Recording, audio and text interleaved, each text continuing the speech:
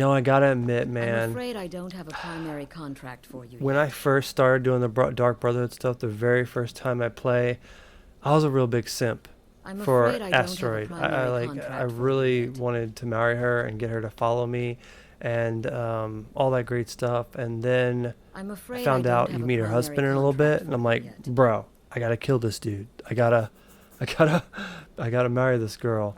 And then you find out at the end what happens to her, and then what happens to her is quite terrible, and she may or may not survive it. And if you guys don't know what happens in this 5 years later, or 15 years ago, and that's on you, but spoiler alert, she dies.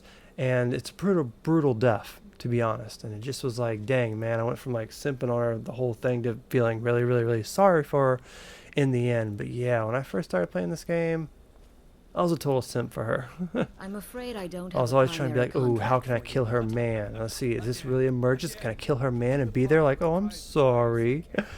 And speaking of Dark Brotherhood, I was reading some Reddit stuff, and they were asking like, oh man, with the Dark Brotherhood, what was when you spawn in the room after they kidnapped you, and the three people you gotta kill, and that being your test, and they were saying that they think that the test was that the contract was for me as the Dragonborn, but she didn't want to kill me. She wanted me to join them. So instead of going after me, she just let me kill one of those other people. And one of those other people may had a contract. Maybe they all have a contract, but maybe one of those other people actually was not the main contract. Maybe it was just me. That's why at the end, spoilers, when you kill her, she like says something that's kind of like, "Oh, you did it." Like, you're supposed to maybe even kill her.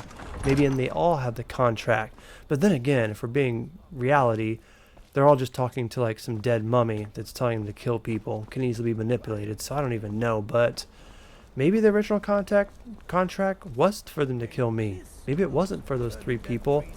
But who knows? Just some little Reddit thread I was reading.